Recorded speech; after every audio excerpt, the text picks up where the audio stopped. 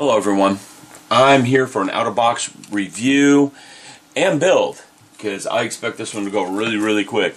It's a Star Wars Snap Tight kit. It was $20-something, yeah, $25, which isn't that bad. You can get it on Amazon.com, but be careful, make sure you get this one.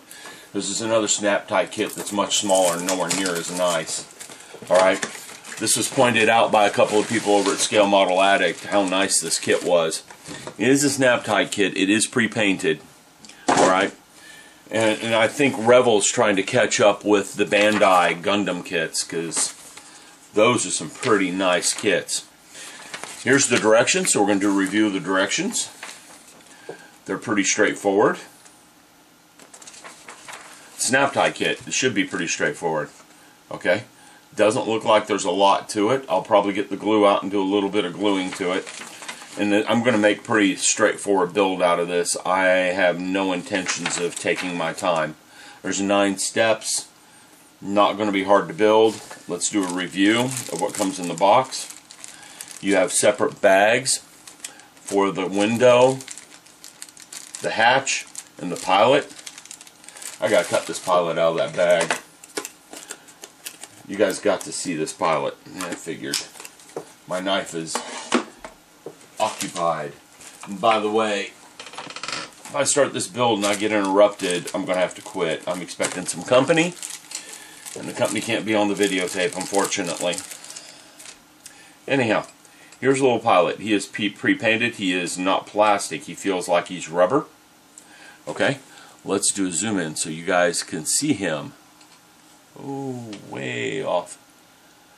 Now, this is a really nice little pilot. You know, for what we're paying for here, this is a nice pilot. Basically, the Snap Tight kit, I'm getting the feeling, yeah, it's lacking down there at the bottom a little bit. But, you know, actually he's lacking quite a bit in a few places. I think I got a crummy pilot because I've seen much better pilots than this one. Usually the black color's uniform all over the body.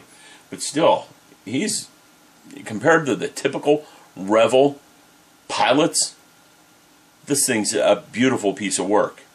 Because go back and watch my Millennium Falcon kit where I started ranting about the Chewbacca in that thing. It was horrible. Now look, they've come a long way. They've learned their lessons, I would say. Let's get to the sprue themselves. Because again, I don't expect this to be a long build. I expect it to be a pretty quick little build. Alright? Let's open up this package here. There are 2 packages. They're not identical sprue. Okay? Here we have the frame for the TIE Fighter wing. Let's zoom in on that so you guys can see how detailed this thing is. Because we're doing a review and build here. Probably part 1 review, part 2 build. It's got some pretty nice little detail on there. Really does. And over here we have the pilot's chair. Again, that's a lot better than the typical Revell old Star Wars kit fare. We have the stand. Nice glossy black on that stand. A little scratched up in shipment. These are the plugs that go in the end of the wings here. Okay. I don't know what scale this kit is. And here is the solar panels. Okay. They tried to do some shading on the solar panels, it looks like. There's the back side of the solar panel. More detail work on the cockpit on this end. And you can see they did paint her up some. Alright. They did do some painting on her. And again, I expect this to go together really fast. This has got 9 steps and there's not a whole heck of a lot of parts. And you can tell it's pretty decent size too when done. Okay, there's the rest of the base. Gloss finish. Scratched up a teeny bit in shipping. That's going to happen. If I were to get unlazy and give that a coat of future, all that would disappear. Up here we have the rest of the cockpit. It's got some detail painting on it. There's like a wash done in here to highlight the grid. And we have the rest of the cockpit and the last solar panel right here and here, and the last solar panel. So you can see it's not really a wimpy little kit. It's got some nice details to it. So what I'm going to do now is I'm going to pause the video. Yep, wrong way. I always do that. How many times have I used this camera? You think I know which way it zooms by now. I'm going to pause the video and I'm going to start over. I'm just going to follow the directions and put her together on camera and see what we've got when we're done. Again, I'm expecting company, and they get here, they can't be on camera. So I'll have to stop when they get here. I'll just pick up a few minutes after they get here. Alright? So, back in a second. Okay, step number 1 is to take the seat and the console, which are located pretty close together on the sprue, and put them together, and we're going to put the pilot in as well. Alright? And I'm just laying the sprue out where I can see it on the floor at my feet. Okay, no, the center console's not there, but here's the seat. I already got the pilot out. Let me get my sprue cutters out. And I don't know where they are. So I might have to start this over while I go finding my sprue cutters.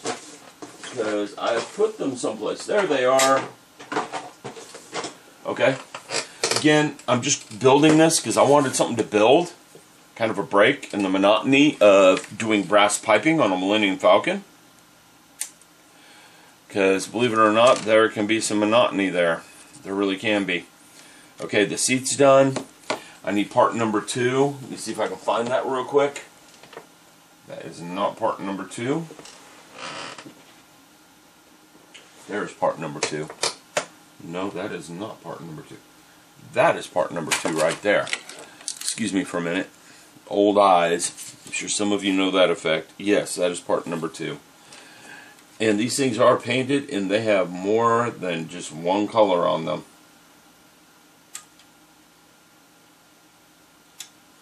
Which is very, very nice. Now, one thing I'm noticing, they could have done this part better. Let's do one of my fun zoom-ins on the end of this part. The black paint doesn't cover up the ends of that chair, that armrest. Let's see what happens as we're building the model, because that's just kind of bad. Especially when we get some paint on this piece, like we have here, with some red and some silver and some other stuff. They've got excellent paint work done on it, and then they don't paint the ends of the piece. I don't get it, but you know, that's just the way it is. The snaps in the back here.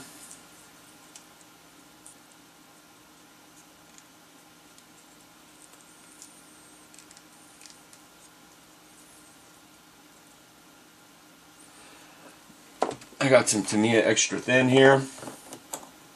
I'm going to put a little bit on there just to weld it in place.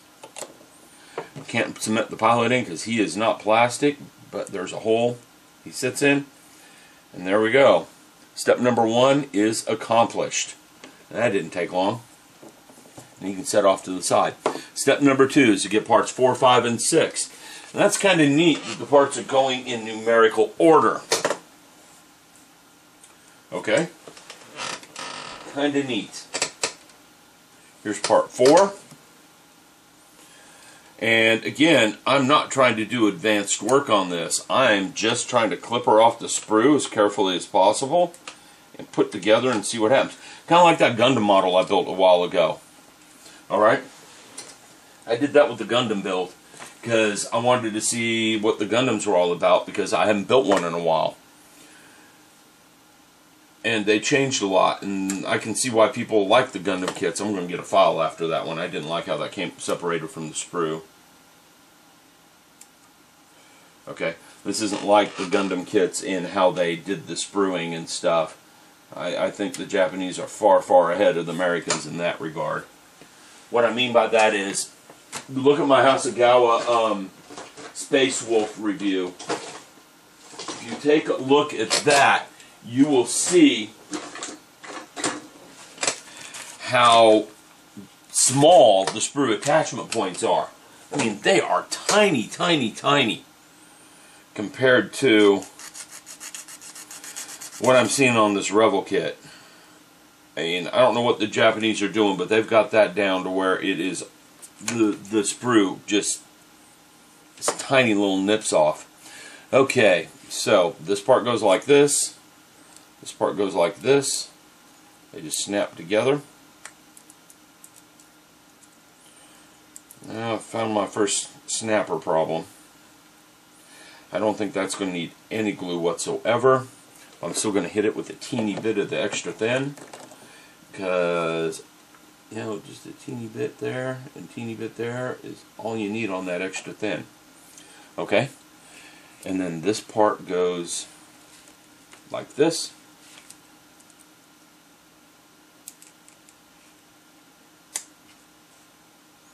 I'm assuming this is the handle they use to steer with. I got step number 2 done. I've only got 7 more steps to go. Now I'm going to start putting together the cockpit. Okay? So, and it gives me order on the steps, like do this first, do this second, do this third. I need part 7, 8, 9, and 10. Okay? Part 7, 8, 9, and 10.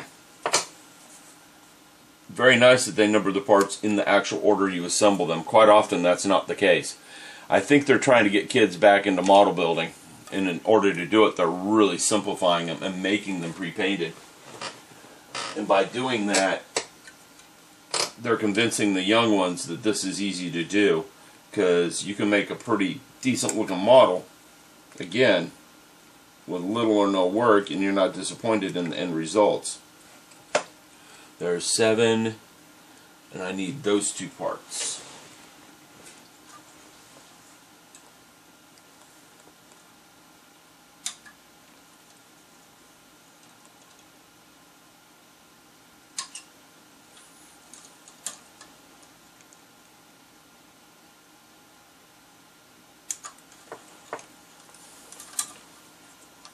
And the last one's cooking free now.